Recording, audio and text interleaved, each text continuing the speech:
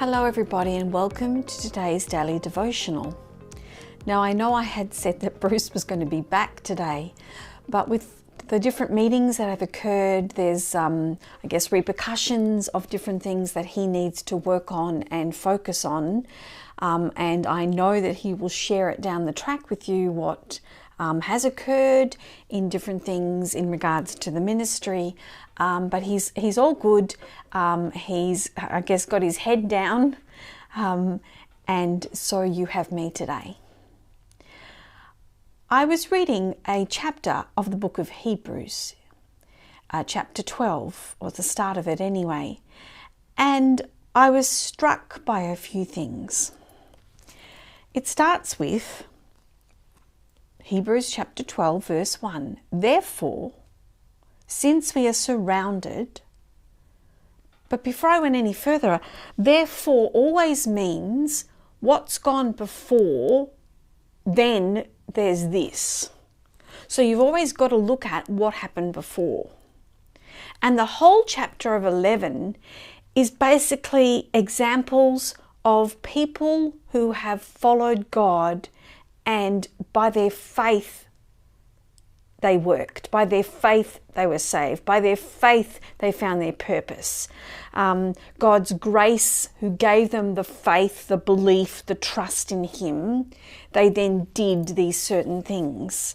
And it's very encouraging. But you always think, but these are such wonderful people.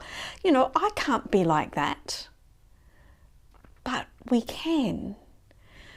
Let's go back to chapter 12 at the beginning. Therefore, since we are surrounded by so great a cloud of witnesses. So these are the witnesses, a cloud, a humongous number of people. And they're not just witnesses of knowing God, but witnesses of knowing Christ. Because remember, if you know the Father, you know Jesus. And if you know Jesus, you know the Father. But we could actually probably list a huge number of people that we know that have had faith and lived by faith in, not the time of Jesus or before Jesus, but in the world today, in the world in the last few centuries, that have really followed the Lord and trusted in Him and known Him, and so know how to live their life, what to do, their purpose. So we've got this cloud of witnesses, and it states, let us also lay aside every weight and sin that clings so closely. Well, that's just, that's our human nature. But we've got to push it aside, keep pushing it away, because it's not the focus of our life. It is things we have to deal with Christ, but it's not the focus. The focus is Jesus. The focus is knowing Him, is serving Him, is following Him, is having faith and trust in Him. Because the next line states, verse 2, chapter 12, verse 2, looking to Jesus, the pioneer and perfecter of our faith, who for the sake of the joy that was set before Him endured the cross, disregarding its shame, and has taken His seat at the right hand of the throne of God. So for us to run the race with perseverance, with pushing through, with endurance, with keep going to reach that final goal of being with God for eternity, it says to look to Jesus. Do we look to Jesus? In looking to Jesus, then we get to know Him more. Because looking isn't just, a glance. Looking is looking, really looking. Looking means to direct one's gaze toward. So it's directing the gaze. It's not a glance. It's directing the gaze in a specified direction. It's actually thinking of, meditating upon, knowing Him. It's thinking, and then it comes into, as we know, the knowing in our heart.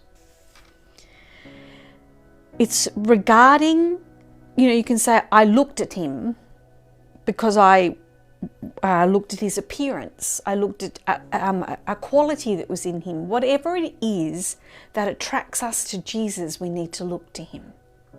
Because sometimes it's the attractiveness where we look first and then we decide we want to go deeper. We want to look deeper. We want to gaze directly greater at him.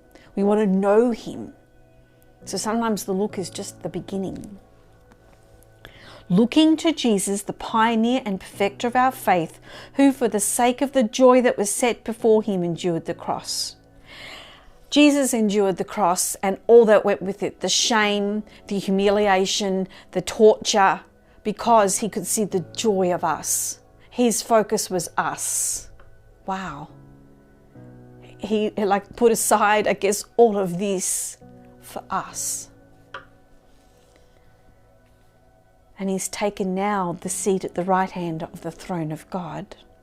Consider him who endured such hostility against himself from sinners, so that you may not grow weary or lose heart. Again, look to him, consider him. What's consider? Think carefully about. It's actually to look attentively, consider, meditate. Think about what he's done. Really think about it. Meditate upon it. Take it to heart. And when you do, you'll not grow weary or faint, because God will be leading you. Because you'll know what Jesus did for you. You'll know even more the knowing of him. You'll know what he put up with. You'll know the sacrifice. You know that he loves you that much to put up with that much. If you look and consider, you'll get to know him more. Are we not looking enough? Are we not considering enough? Are we not reading examples enough of people who have gone before us and have just been like us? They're no different. It's the grace of God upon their life that has been able for them to be used by God. We can do the same. We can be the same. Maybe a different role, a different job, a different purpose for us in what God wants us to do. Right here and now, where we live right now, where we live. But God wants us to truly know him.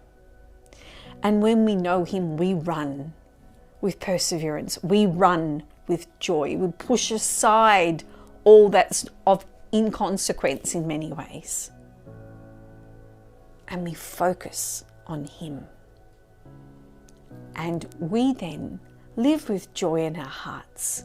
We do not become weary, because knowing Jesus, knowing our God, gives us the satisfaction that we all really desire and are working towards. Have a blessed day, and I'll see you tomorrow, and know that God is with you. God's gone before you. God is with you where you are. When I say he's gone before you, he's gone before you in your life, preparing for what he has for you. Know that he's in your future. He's in your present. And he's fixed up your past. Because we all need fixing up. Have a blessed day, and I'll see you tomorrow.